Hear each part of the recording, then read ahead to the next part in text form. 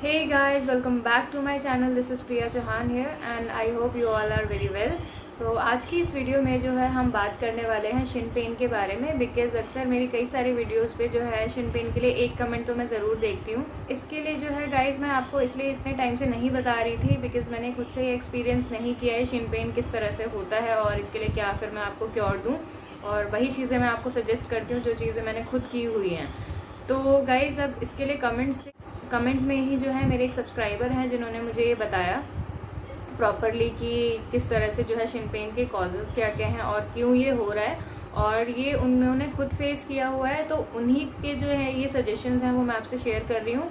तो उनका नाम है नीलम खान, जो मेरे सब्सक्राइबर हैं, और साथ के साथ जो है उन्होंने मुझे बहुत सारी चीज़ें बताई। तो मैं डिस्क्रिप्शन में उनका नेम भी दे दूँगी, या कमेंट तो वो करेंगे तो आप वहाँ पे भी उनसे बहुत सारी जो भी चीज़ें हैं आप बातचीत कर सकते हैं। तो पहले तो मैं आपको बता देती हूँ कि वीडियो में क्या रहने वाला है। सबसे पहले हम शिन पेन के कॉजेज़ के बारे में बात कर लेते हैं कि क्या क्या चीज़ें होती हैं, किस वजह से शिन पेन जो है आपके हो रहा है। पहला उसका रीज़न ये होने वाला है कि आपके शूज़ में कोई प्रॉब्लम हो, या फिर आप जैसे कि आपका शूज़ अगर घिसा हुआ है नीचे से, या फिर उसका जो सोल है अंदर से वो फटा हुआ है, तो इस तरह की चीज़ अगर कोई है जिससे आपके शिन पेन हो सकता है। तो सेकंड रीज़न ये है, जब भी आप लैंडिंग करते हो रनिंग करते वक्त, या फिर आप जंप करते वक्त लैंडिंग करते हो, किसी भी टाइम जो आप लैंडिंग कर रहे हो वो आपकी लैंडिंग प्रॉपर नहीं हो रही है, ये सेकेंड रीज़न हो सकता है शिन पेन का। और जो थर्ड रीज़न है वो बहुत ज़्यादा मोस्ट कॉमन रीज़न है जिसके बारे में बता दूं आपको, वो है जब हम हार्ड सरफेस पर रनिंग करते हैं तो इसकी वजह से भी शिन पेन होता है। अब ये जो तीनों चीज़ें मैंने बात की, कॉजेज़ बात किए कि सबसे पहला हुआ जूते की प्रॉब्लम, शूज़ आपका सही नहीं है, दूसरी चीज़ आपकी लैंडिंग किस तरह से हो रही है, और तीसरी चीज़ हार्ड सरफेस। तीनों के प्रॉपर मैं अब आपको क्योर बता देती हूँ कि किस तरह से आपको क्योर करना है। तो सबसे पहली चीज़, अगर आपके शूज़ जो हैं वो आपके फटे हुए हैं या अंदर से सोल फटा हुआ है तो प्लीज़ आप अपने शूज़ चेंज कर लीजिए, क्योंकि शूज़ आपके प्रॉपर ना होने की वजह से पैरों में क्या होता है, ऊंचा नीचापन आ जाता है। प्रॉपर तरीके से हम जो है अपने पैर या कदम हमारे चलते नहीं हैं उस टाइम पे। सो गाइज़, अगर आपके शूज़ में किसी भी तरह की प्रॉब्लम है, या भागते वक्त जो है रनिंग करते वक्त उनमें से फटफट की आवाज़ आ रही है, टाइट हैं, ढीले हैं, ये भी एक कॉज होता है। शिन पेन का कॉज नहीं हो सकता टाइट ढीला, इसकी वजह से आपके फिंगर्स में या फिर आपके एंकल में प्रॉब्लम आ सकती है। तो एक तो ये कि आपका शू परफेक्ट साइज़ का होना चाहिए। दूसरी बात ये कि आपका जो शू है वो पूरा फ्लैट नहीं होना चाहिए, उसमें जो है हील की साइड से थोड़ी हाइट होनी चाहिए और टो की साइड से कम हाइट होनी चाहिए। तो इस तरह से शूज़ जो है वो आप प्लीज़ देख के लें अच्छा से। और अगर किसी भी तरह की कोई प्रॉब्लम है तो अपने शूज़ प्लीज़ आप चेंज करके देखो एक बार, क्या पता सही हो जाए। दूसरी चीज़ की अगर हम बात कर लें, जो आपकी लैंडिंग की बात मैं कर रही हूँ, चाहे वो जंप करते वक्त हो या फिर नॉर्मल रनिंग करते वक्त आप किस तरह से लैंड करते हो। आपने सुना होगा कई लोग कहते हैं टो पे भागना चाहिए और कई लोग कहते हैं साइड लेग में भागना चाहिए। तो गाइस देखिए, अभी सिंपल सी बात है, अगर आपकी किसी भी तरह का शिन पेन हो रहा है तो आप अपनी बॉडी के अगेंस्ट जा रहे हो, तभी कहीं ना कहीं ये रीज़न है, इस वजह से हो रहा होगा। तो फ़िलहाल के लिए जितने भी ये अलग अलग मेथड्स होते हैं भागने के, वो प्रॉपर छोड़ के आप नॉर्मल जिस तरीके से भागते हो उस तरीके से भाग के देखो। आपको भूल जाना है अभी कि स्टार्टिंग में हमें अपने टोज़ पर भागना है ना, अभी इसके लिए कुछ मत सोचो फ़िलहाल, क्योंकि आपके पेन ठीक करना बहुत ज़्यादा ज़रूरी है।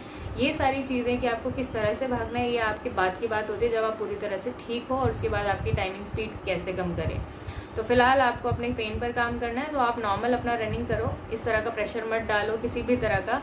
अगर आप ही पे, टो पे या फिर साइड या फिर जिस तरह का भी प्रेशर आप अपने लेग्स पर डाल रहे हो, बातें सुन के कि इस तरह से रनिंग करनी चाहिए। तो जिस भी तरीके से कंफर्टेबल लगे वैसे भागो, क्योंकि आपकी लेग्स की लैंडिंग सही होनी चाहिए। आपका जो फुट होता है वो लैंड होना ज़्यादा प्रॉपर तरीके से ज़्यादा ज़रूरी है, वरना अगर ज़्यादा वज़न हमारे पैरों पर पड़ेगा तो उसका सीधा असर जो हमारी शिन बोन पर जाता है, और शिन बोन पर जाएगा तो आपको पता है कि प्रॉब्लम होगी। और एक चीज़ मैं पहले क्लियर कर दूँ, शिन पेन जो है इतनी आसानी से नहीं जाता, इसलिए प्रॉपर अवॉइड ही करो ऐसी चीज़ें जिससे शिन पेन होता है, क्योंकि आप देख ही रहे हो जिनके प्रॉब्लम हो रही है वो कितना कुछ कर चुके हैं। इवन काफ़ी लोगों ने तो मेरे को ये भी कमेंट किया है कि भाई हमने बहुत सारी चीज़ें, मतलब ओवरऑल सारी चीज़ें कर ली, आइसिंग कर लिया, अपना जो भी सिकाई कर ली, नॉर्मल खाना पीना भी अच्छा कर लिया, बट फिर भी ठीक नहीं हो रहा है। इसलिए वो चीज़ें अभी अवॉइड करो जिनसे आपकी प्रॉब्लम हो सकती है।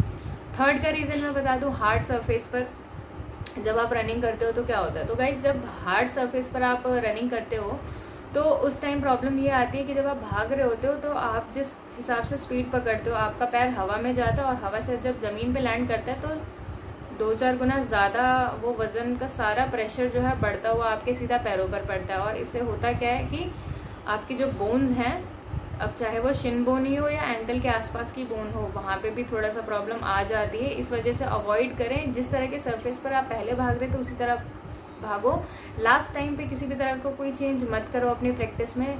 अगर आप सोच रहे हो कि हफ्ते में रोड रनिंग करके देख लेते हैं या फिर 2 बार या 3 बार रोड रनिंग कर लेते हैं, तो लास्ट टाइम पर प्लीज़ मत चेंज करो। क्योंकि चलो मानो इससे टाइमिंग कम हो ना हो, बट इससे अगर पेन हो गया गलती से भी या फिर आपकी शिन बोन में एंकल में पेन आ गया तो फिर बहुत बड़ी प्रॉब्लम हो जाएगी। क्योंकि पेन जल्दी ठीक नहीं होता है। मैं खुद सफ़र कर चुकी हूँ, मेरे 1 महीना 1.5 महीना इसी में बर्बाद गया है पूरा। इस वजह से मैं आपको भी बता रही हूँ कि पूरी तरह से अवॉइड करो कि जिससे पेन या किसी भी तरह की कोई दिक्कत ना हो आपके लेग्स में, क्योंकि यही आपका साथ देने वाले हैं एंड तक। इसके बाद गाइज ये 3 रीज़न जो थे ये मैंने आपको बताए।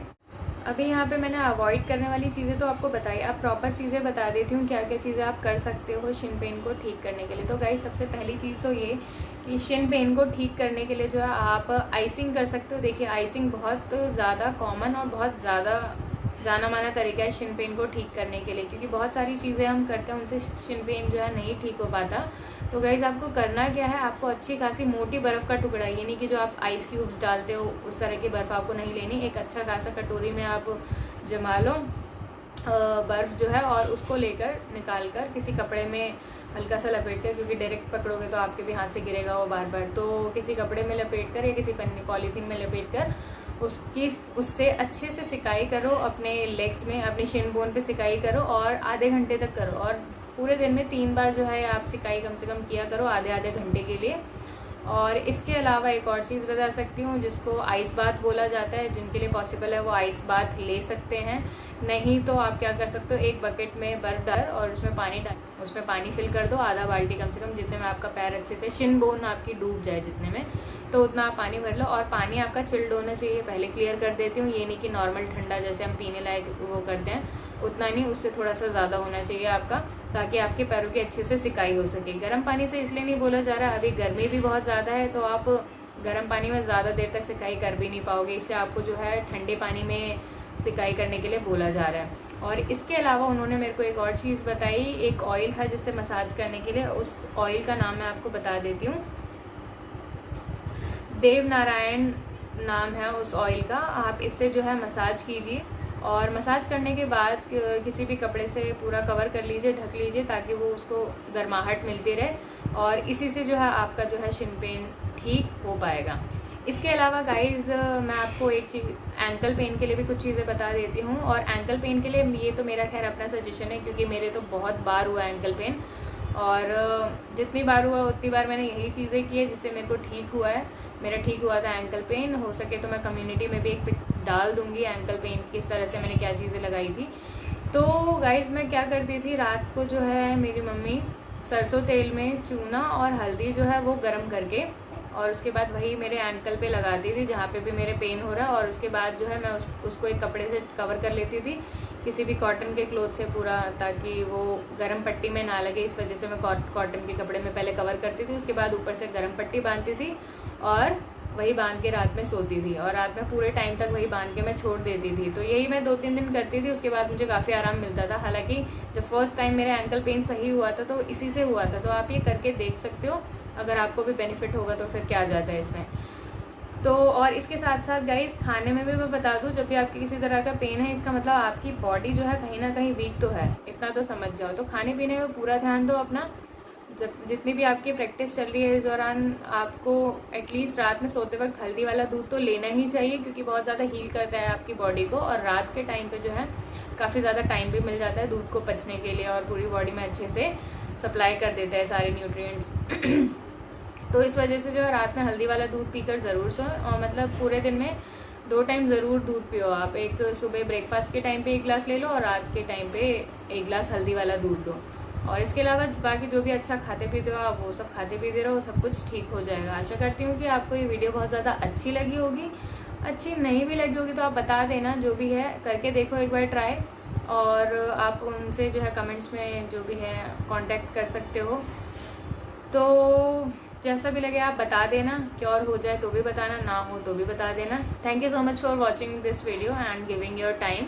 If you like it then do like this video and do subscribe to my channel. जय हिंद, जय भारत।